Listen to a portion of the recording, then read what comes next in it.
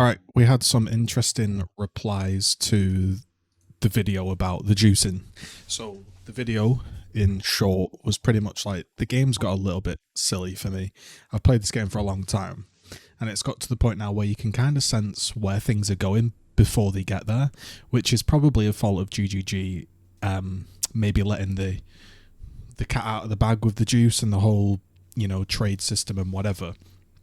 But the cat is out the bag, and you can definitely tell that a few people really, really like the new style of PoE, and a few people dislike it. I'm one of the people that dislike it. I'm not going to be embarrassed for voicing my opinion, even if it goes against the vocal majority or minority on YouTube. You've got to understand that we're in a kind of an echo chamber. If you talk about YouTube PoE juicing, most of your viewers and comments are going to be from that community, because most people that aren't doing it aren't on YouTube and looking up that content. And what you've also got to understand is, I know you don't know anything about me, but my whole channel has always been based upon discussion and reason, and I'm not fussed if I rustle the hornet's nest, so to speak. But it's also not about that. It's just about discussion, and it's not about personal attacks. So I'm quite a calm, level-headed person, and so when I read some of these comments, they were a bit strange to me. So what I'll do here is I'll run through the comments and just reply to them as best I can in an honest way, and let me know what you think. The pinned comment here that I pinned says, I think it's on GGG to not make drastic changes based on what these kind of players are able to do. I'm sure he gets a ton of enjoyment out of him in maxing the game. It's also how he makes a living, so I don't blame him. And a lot of the people in the comments are making up arguments that simply didn't exist in the video. So I replied, I agree. It's definitely not about calling one user out. It's just an example of a mentality that's crept into the game. And GGG have begun to take notice of that and have made sweeping changes around it. I even said in the video, Grimro's a good bloke, and he's doing his job, and he makes content people enjoy. So there's no... I couldn't care less. I am happy that Grimro is able to make a living playing the game he wants, doing the things he enjoys, as opposed to working some dead-end 9-to-5 that destroys his soul. So I am more than happy for anybody that's making content to just be out there making content, so don't get it twisted. But that doesn't mean that I have to agree with the style, or that GGG should balance around it. It's not an attack. So what I kind of disliked about not just that particular video, but a lot of videos these days on PoE, juicing or whatever, is it gets sold as absolutely broken, and they kind of slip in the things that you need that make the strategy actually not that broken. And that's not their fault, but GGG tend to listen, and maybe they're at fault for not picking up the little clues. But when somebody talks about a strategy using a lot of chaos orbs to reroll maps and needing a very, very strong character to do it, my mind then goes, okay, this probably doesn't need balancing, because most people are never going to get to there. Okay, there'll be some people that do, and I've got a lot more points to get through, but we'll churn on. Ranya says, I'm a full-time student and I'm working on the side to pay through for his tuition. Well done, respect. I play a few hours a night instead of just going out. Despite how cheap they are right now, this is referring to tier 17 maps. I'm very happy that I finally got a headhunter and a DOD, which my brain eludes me right now. There's that many acronyms, my brain's gone. And I can finally comfortably handle tier 16 maps. People make it out like these super sweats are most players, but no, most of us have real lives and play casually. So I think what he's trying to say is... there's two ways to take his comment. Either people make it out like all the people that do tier 17s are sweaty, but they're not. Most of us have real lives. Or people like to make it out that everybody is a sweaty gamer, but actually we're not, we're chill. And so there are good sides to this, don't get me wrong. Maybe it's because I have played a lot of PoE, so you could just call me burnt out, jaded. You could say that, fair enough. But when an item is so cheap, to me it really devalues it. Now, it shouldn't be so unbelievably expensive that nobody can ever achieve it. However, I also don't dislike that. I don't dislike there being super GG chase items. I mean, my friend that used to play the game, one of his biggest ever drops at the time was a Chevron's Wrappings, and at the time, this was many years ago, it was like 100 exalts. This was like when Magic Find Dominus was a thing, or those kind of early days. You were never going to actually be able to get a Chevron's Wrapping through trading, and the game was just totally different, right? You have to understand. And so I'm not against having something that is either super chase or super expensive. I'm not against that. I don't think that's a bad thing. I actually dislike it when everything is really cheap, and that's what I mean with these strategies. When they get out of the bag, the cat gets out of the bag. It's more of it. How do I word this? It's not that the strategy is so overpowered or that GGG are incompetent. It's more the mentality. So, for example, I'll give you an example. This guy has hosted me before. I like his videos. He seems like a chill dude. Empyrean. I saw a video of him today. He was doing, I'll make up a figure, 100 nameless seers and go. Now, my brain immediately just went to, if this works out really good, there'll be two things that will happen. Everybody will do the nameless seer strategy and the price will go up. And obviously everybody finds the good unique, so those prices come down. Or we find out that it's not very good and nothing really happens. Now, the problem with not those types of videos, but the knock-on effect, and again, hear me out, it's not the video that's the problem or the person doing it, it's the game. We can separate the people and the videos from the game, right? That's a distinction. Like, a lot of people think these are attacks, these are distinctions between ideas, right? So what ends up happening, and I've seen it throughout the history of PoE, is the nameless seer scarab would either get made super rare because it's powerful, or it would remain just as common, but the chance to get a good item has been nerfed.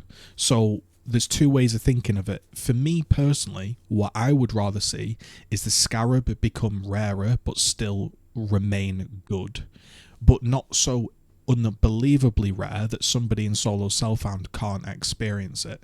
I know the game isn't balanced around solo self-found, but it should be balanced around people that play a solid amount. Okay, so a guy that plays a solid amount should have a decent pool of good scarabs, right? I think we can all agree on that.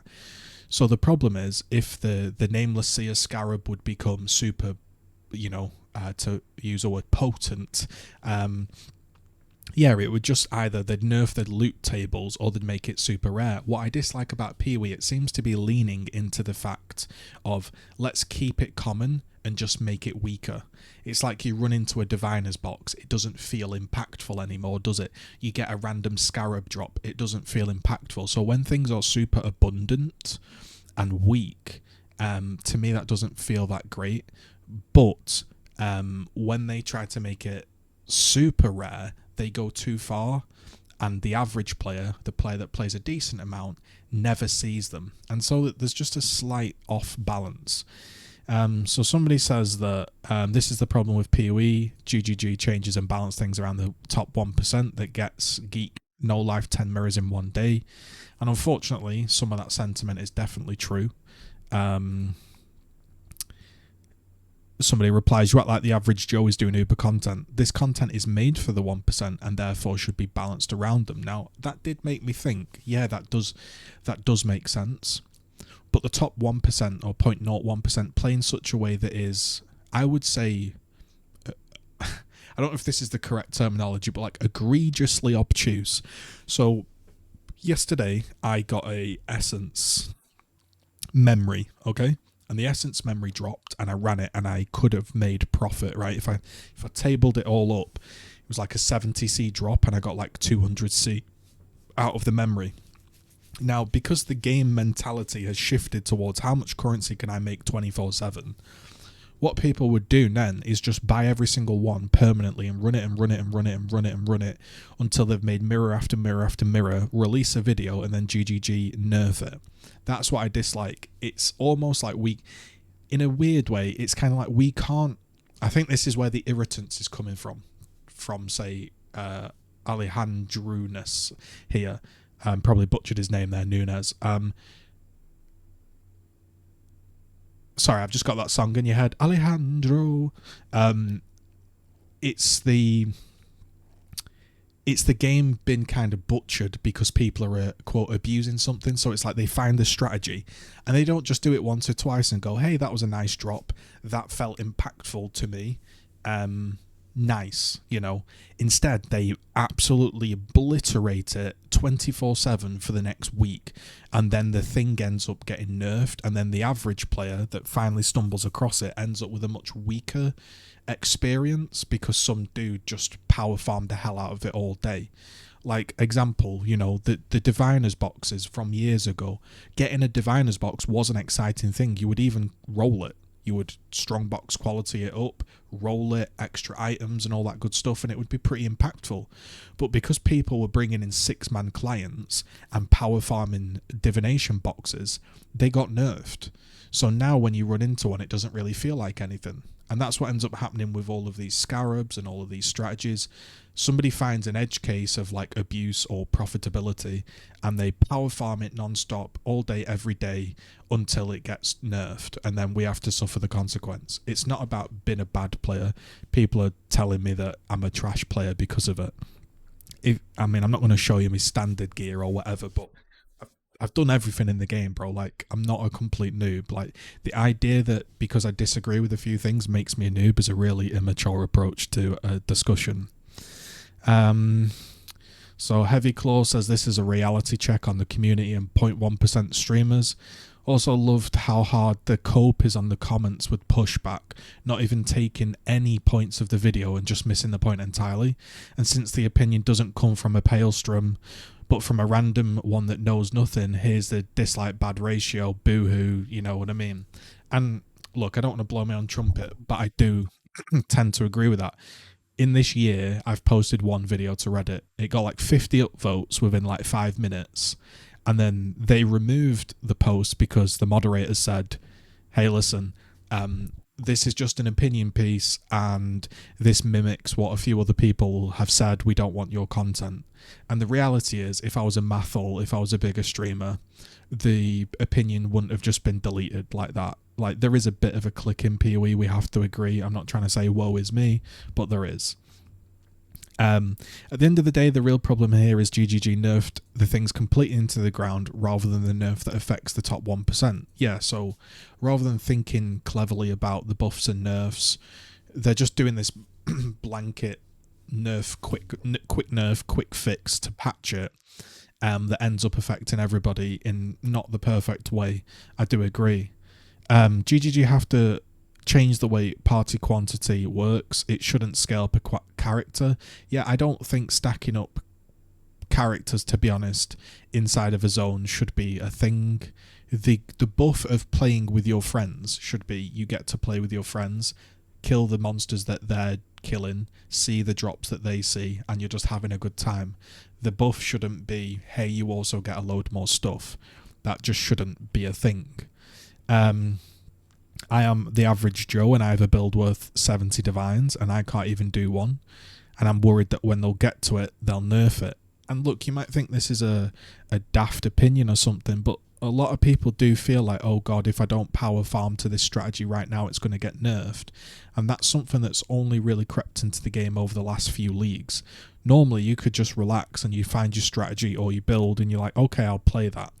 Now it's kind of a worry, will it get nerfed post or mid-league? Post and mid-league nerfs never really used to happen, to be honest. Not to the scale of changing such drastic measures. Somebody said thank you for the video. Appreciate that. Someone says, hey, I'd rather the game be balanced around what could be the end game for everybody rather than what is balanced out for everyone, newer players. So there was a few comments like this, and I think what we've got to say is I appreciate that comment was nice. Some of the ones are a bit worse down there. But I'm not trying to do extremes, if that makes sense. So just because I say the game shouldn't be balanced around the top 0.1% doesn't also mean I believe that the game should be balanced around new players.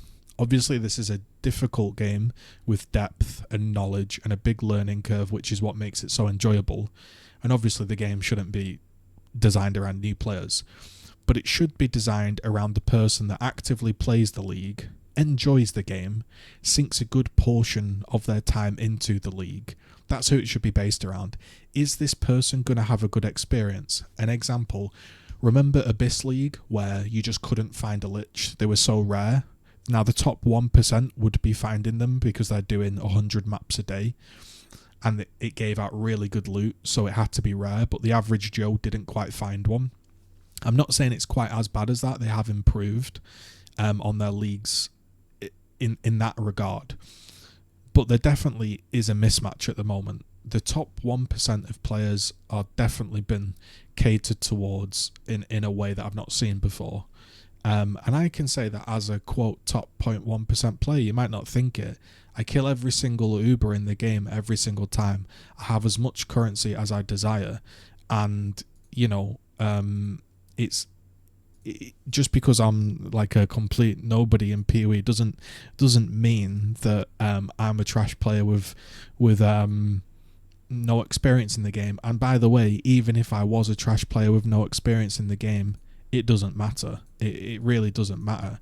But I mean, I don't know. Some people say, well, you don't need mirror gear to farm tier 17s. I never said that. What I'm saying is that strategy that he sold as broken, just that specific one where you were buffing up 350% modifiers and minus 20 max, you did need really good gear. Yeah, to actually complete a tier 17, you don't need staggeringly good gear, no, but for that specific example, you did, and that's why I didn't think that that strategy was broken. I mean, if we go into standard, I've got some pretty nice stuff. I've got the old, I don't know what's that. We've got some decent stuff in here. We've got some mirrors. We've got some exalts. We've got some all kinds of stuff. So when people come at me with, "Hey, listen, mate, you have no idea what you're talking about. You don't know what you're doing." I kind of have like infinite currency pretty much in standard. If I was to go back through all my tabs, I mean, you can see how much I've played the game, and it's weird that when you how do I word it? When you talk about PoE and you discuss balance, you end up in this situation where you have to, in a strange way, you have to like end up defending yourself, and it's just not the case. You don't always have to prove yourself. Like if I want to prove myself, I could sit here and do that, but just like, what's the point? I remember like that was from Legacy League, that Headhunter. We've got some like we've got some crazy stuff here, man. We've got all these lovely items. Look at that. Double hatred with spell suppress, extra prod soul. That was good back in the day, that. Yeah, we have like some incredible gear in standard, like if we want to look back at stuff. But I could sit here and say, listen, I've got every trophy in the game or whatever. It's irrelevant. Like, I mean, that's a nice item, isn't it? If you want to hover over that item, that's my Slayer Cyclone chest. But the point is, right, we've got tons of legacy items, tons of mirror items, tons of absolutely GG legacy gear that I could sell to my heart's content. I've played the game for a long time. You as a person, if you're voicing your opinion, shouldn't have to defend yourself with, hey, I'm good at the game. It doesn't matter how good you are at the game or bad at the game or how long you've played the game, right? What matters is, do you actively play the game? Do you enjoy it? Yes. How is your experience? That's really what matters. People saying lame, lame, and lame. Nice argument, by the way. I didn't think about it in this regard. Appreciate it. Bro talked about 40 timeless emblems worth 10C total. So here's where they're just making up arguments for argument's sake. The reason I mentioned that Grimro had like 40 timeless emblems in his stash tab sat there was at some point he was doing Legion farming, obviously, and he's just doing strategy after strategy after strategy to make currency, which was me trying to highlight that he's not the average player, and Grimro himself would not consider himself the average player. I don't think anybody would consider Grimro the average player, right? The point is, he has so much currency that he can just leave those emblems sat there, never have to sell them, never have to run them or worry about them.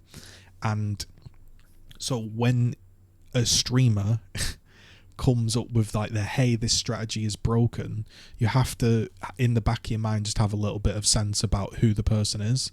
And I know most people do, but a lot of people, and I'll be honest, even GGG seem to get suckered into this idea of, oh, it must be broken.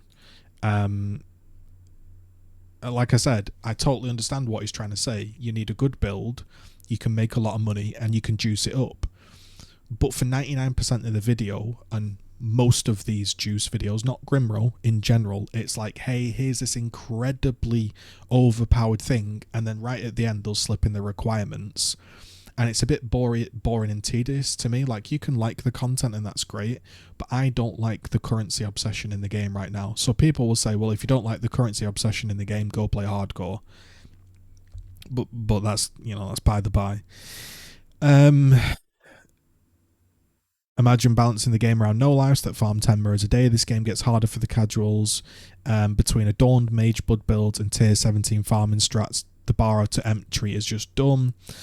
Now, I do disagree with this one a little bit, because I don't think the bar to entry is getting any higher because of Sweat Lords. However, the game definitely has been manipulated and changed in a way that I've not seen before. I mean, it's... You can disagree or whatever, but the levels of juice that are available in the game now, we have never had a scenario where you can pretty much say, hey, I'm going to guarantee I'm going to make a mirror. I'm going to guarantee I'm going to drop a mirror. These days you almost can, which is crazy. You've got people saying cry. That doesn't really add anything to the argument. And in fact, it's kind of like I said, it's just a bit ironic, isn't it? If you come onto someone's YouTube video and say you're crying, I'm not sure why you're so bothered. We're all allowed an opinion. There's this viewpoint as well. No, let them abuse everything because I've finally got a headhunter. They're dirt cheap, and I agree. For the first time, it's kind of nice.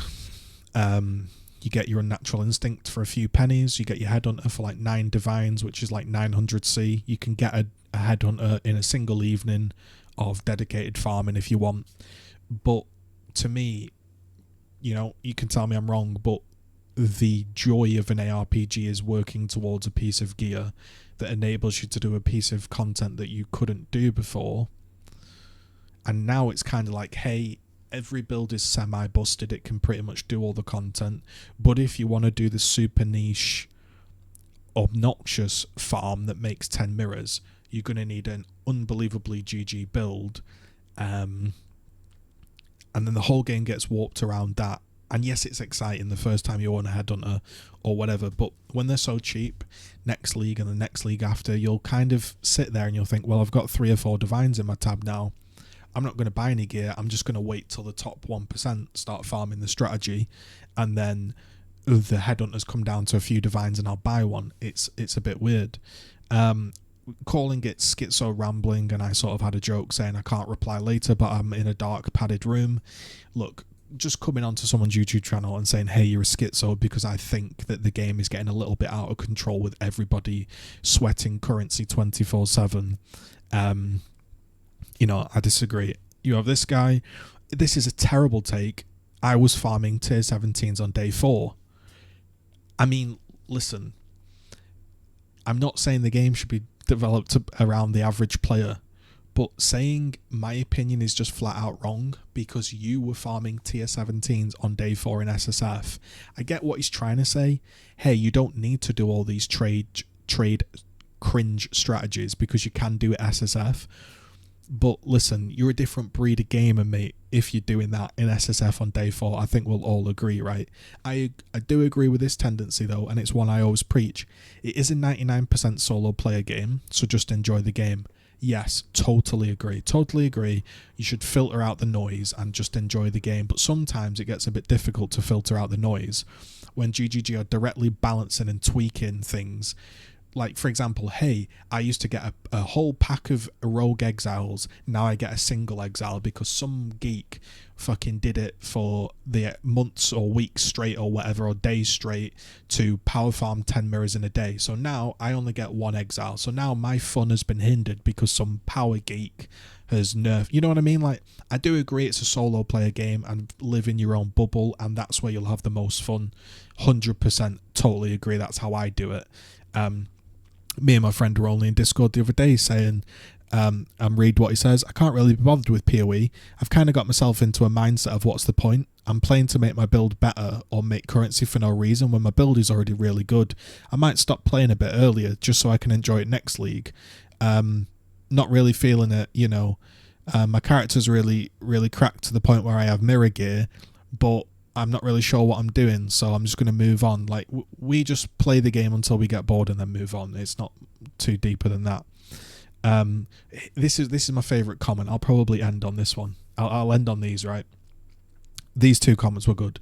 Isn't it adorable, the segment of the community that breezes through the storyline in 2 weeks only is here to whine about map drop rates, is now has their own content creator to coddle them.